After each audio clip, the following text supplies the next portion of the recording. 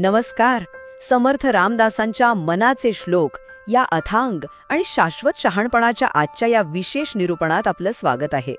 आज आपण श्लोक 71 ते 80 या अत्यंत महत्त्वाच्या टप्प्यावर लक्ष केंद्रित करणार आहोत.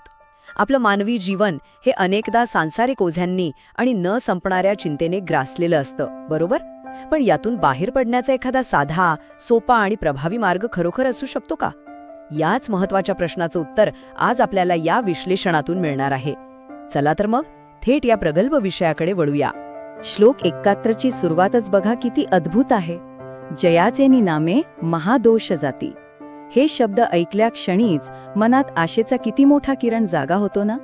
सांसारिक अस्तित्वाच्या ओझ्याखाली दबलेल्या संपूर्ण मानवजातीला दिलेला हे एक मोठं आणि भक्कम आश्वासन आहे. समर्थ स्पष्ट सांगतात की ईश्वराच्या नावाने मोठमोठे दोष आणि पापे तत्काळ नष्ट होतात. यासाठी कुठल्याही अवघड तपश्चर्येची मुळीच गरज नाही, तर गरज आहे ती फक्त एका प्रामाणिक हाकेची. आता वळूया पुढच्या भागाकडे, नामस्मरणाचे सामर्थ्य आणि त्याची सहजता. खरं तर नामस्मरण करणं म्हणजे फक्त काही शब्दांची पोपटपंची करणं नव्हे, तर त्यामागे मानवी आकलनापलीकडची एक अफाट शक्ती दडलेली आहे. याचे प्रत्यक्ष फायदे अतिशय थक्क करणारे आहेत. नामस्मरणामुळे केवळ महादोषांचा नाश होत नाही, तर अंतिम मुक्ती प्राप्त होते. पुण्याचा साठा विनासायास जमा होतो आणि अनेक दुःखांचे निवारण होते. आणि यातली सर्वात भारी गोष्ट कोणती माहितीये? श्लोक 72 मध्ये म्हटल्याप्रमाणे न वेचे कदा ग्रंथीश अर्थ काही. थोडक्यात सांगायचं तर हे सगळं मिळवण्यासाठी खिशातला एकही पैसा खर्च करावा लागत नाही. हे अमूल्य पुण्य कमवण्यासाठी कुठल्याही भौतिक संपत्तीची अजिबात गरज नाही. आणि हे महत्त्व अधिक ठसवण्यासाठी श्लोक 73 मध्ये एक अत्यंत सुंदर दाखला येतो. सदाशिव चिंतितसे देवदेवा. विचार करा, सर्व योगी आणि तपस्वी ज्यांच्याकडे आशेने पाहतात ते साक्षात भगवान शिव देखील निरंतर रामनामाचे चिंतन करत असतात. यावरून एक गोष्ट अगदी स्पष्ट होते. नामस्मरणाची महती केवळ सामान्य माणसांपुरती मर्यादित नाही, तर देवांच्याही देवाला त्याची ओढ लागलेली आहे. नामस्मरणाचं हे श्रेष्ठत्व खरोखरच वादातीत आहे. आता एक अत्यंत रंजक तुलना पाहूया. कर्मकांड विरुद्ध नामस्मरण. इथे दोन वेगवेगळ्या मार्गांमधील फरक अगदी स्पष्ट जाणवतो. एका बाजूला आहेत कठीण व्रते, दाणे आणि उद्यापने, ज्यासाठी खूप शारीरिक कष्ट घ्यावे लागतात आणि भरपूर पैशांचीही गरज असते. आणि दुसऱ्या बाजूला काय आहे?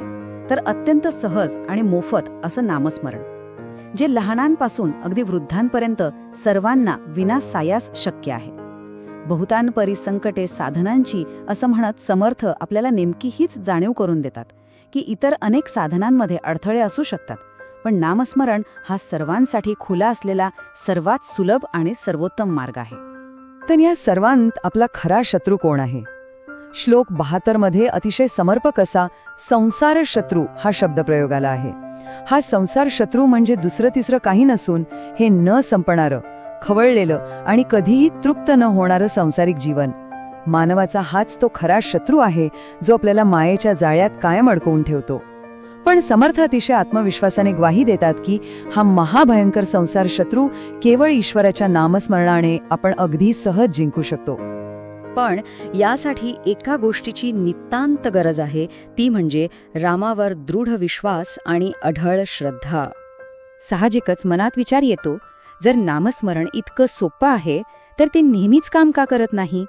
याचं उत्तर श्लोक 76 मधील या थेट उपदेशात मिळतं. म्हणे, दास विश्वास नामी धरावा. समर्थ रामदास अगदी स्पष्ट आज्ञा देत आहेत की नामावर दृढ विश्वास ठेवा. जर हा मूळ विश्वासच नसेल तर केलेलं कर्म, धर्म, योग किंवा कोणताही त्याग हा पूर्णपणे निष्फळ ठरतो.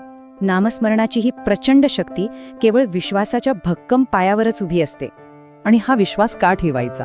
कारण आपण ज्याची भक्ती करत आहोत तो साक्षात कैवल्यदाता आहे. श्लोक 78 मधील हा किती अर्थपूर्ण आणि सुंदर शब्द आहे बघा. कैवल्यदाता म्हणजे जो सर्वोच्च आध्यात्मिक मुक्ती आणि मोक्ष प्रदान करतो.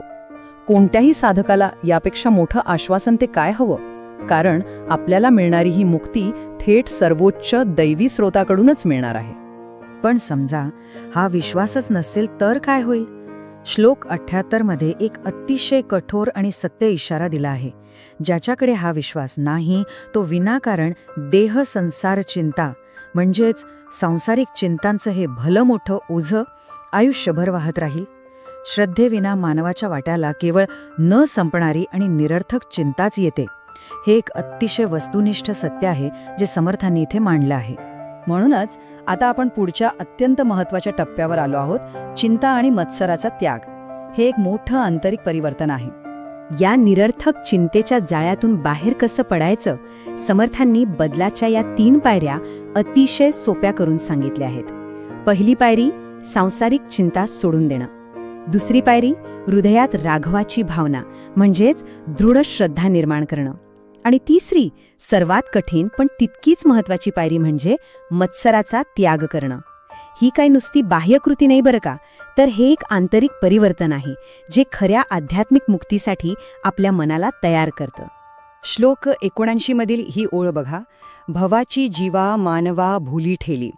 ही ओळ खरोखरच आपल्याला अंतर्मुख करणारी आहे. संपूर्ण मानवजात या भौतिक जगाच्या संसाराच्या मोहमय जाळ्यात कशी भरकटली आहे याचं हे एक शांत पण अत्यंत गंभीर सत्य आहे. आपण सर्वच जण या मायेच्या भ्रमात कुठेतरी अडकलेलो आहोत आणि यातून त्वरित बाहेर येण्याची गरज समर्थ इथे अधोरेखित करतात. चला तर मग या निरूपणाच्या अंतिम टप्प्याकडे वळूया, भवसागर पार करण्याचा मार्ग. नामस्मरणाचा हा सोपा मार्ग आणि नकारात्मकता सोडून शुद्ध झालेलं मन या दोन्ही गोष्टी एकत्र येऊन जीवनातील सर्वात मोठ्या आव्हानाला कसं सामोरं जातात ते आता उलगडतं. श्लोक 80 मध्ये भवसागर हे एक अत्यंत ताकदवान रूपक वापरलं आहे. भवसागर म्हणजे काय, तर सांसारिक जीवन आणि न संपणाऱ्या चिंतांचा एक अथांग धोकादायक समुद्र. हा खवळलेला समुद्र पार करणं हे काही साधंसोपं काम नक्कीच नाही.